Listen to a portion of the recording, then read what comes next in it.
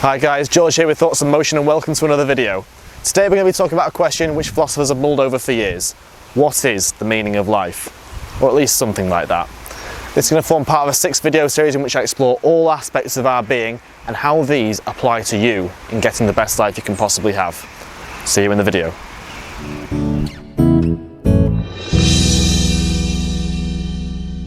And welcome to this first video of a 6-part series on the meaning of life.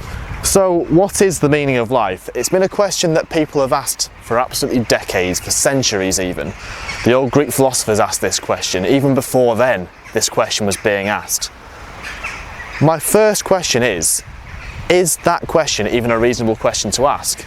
Because some people, say the nihilists among us, would say that life indeed has no meaning, and that we shouldn't really be asking that question and pursuing a meaning in life.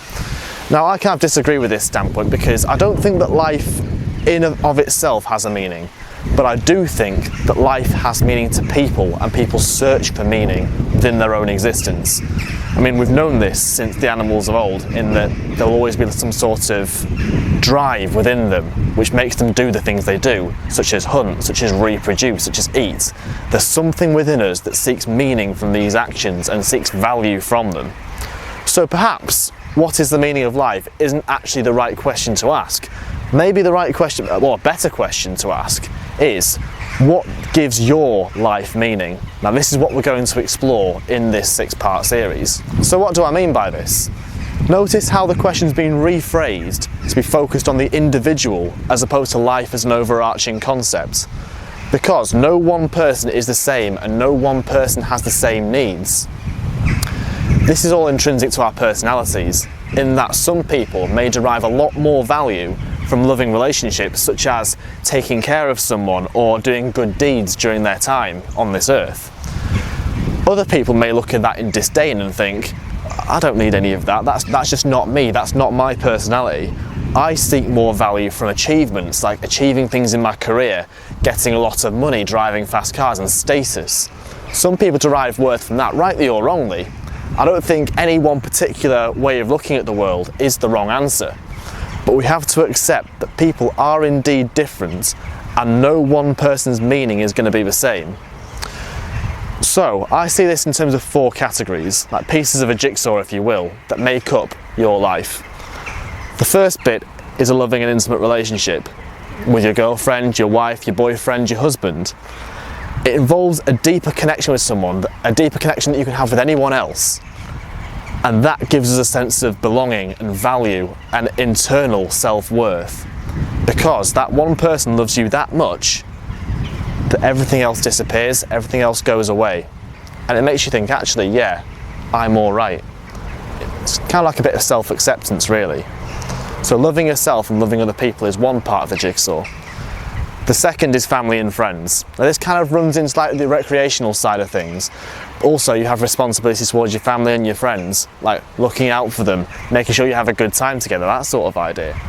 So having family and friends also gives you a sense of this belonging, like part of a tribe if you will, like part of a group.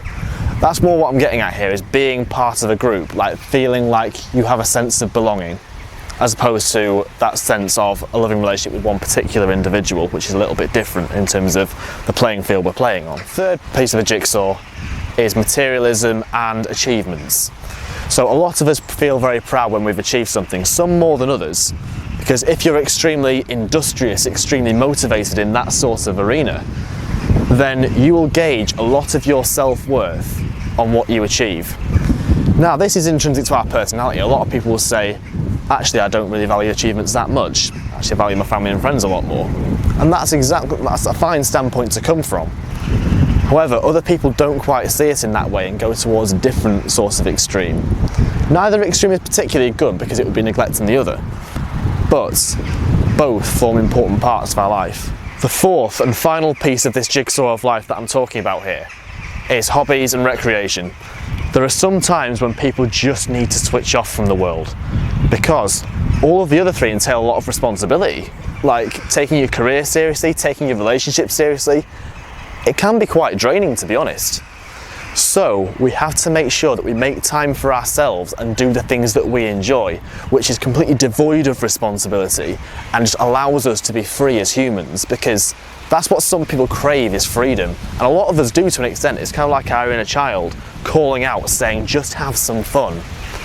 So that is the fourth aspect of this 4-piece jigsaw. Now, as with anything, jigsaws are fragmented, as is life, and we aren't complete until we put the pieces together in the right orientation, in the right order. So that's the 4 pieces of the jigsaw, and without any one of those pieces, or if one of those pieces is slightly fragmented in any way, it can have a very detrimental effect on your life. In the next 4 videos, we'll have a look at each of these pieces and examine why each one is of its own merit important.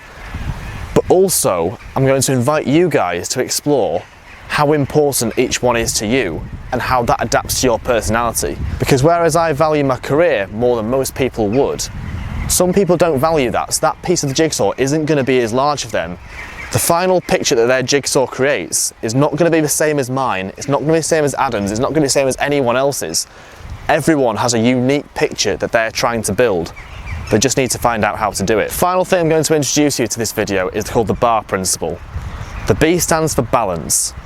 Everyone needs balance in their lives. If you take one aspect of that jigsaw too seriously or put too much time and effort into it, your life is going to become unbalanced, a bit chaotic.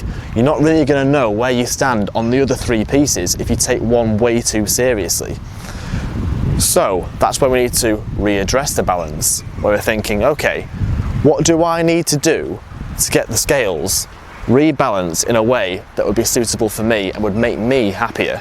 A is for action, where you actually take steps to readdress that imbalance that was affecting you in the first place. You might take up a new hobby, you might spend a bit more time with your friends than you did do before. All of that has the end goal of trying to make you happier and more content with who you are. R stands for review. After taking those actions, are you really happier than you were before? Are you in better shape? If not, by all means, go back to where you started from and start again.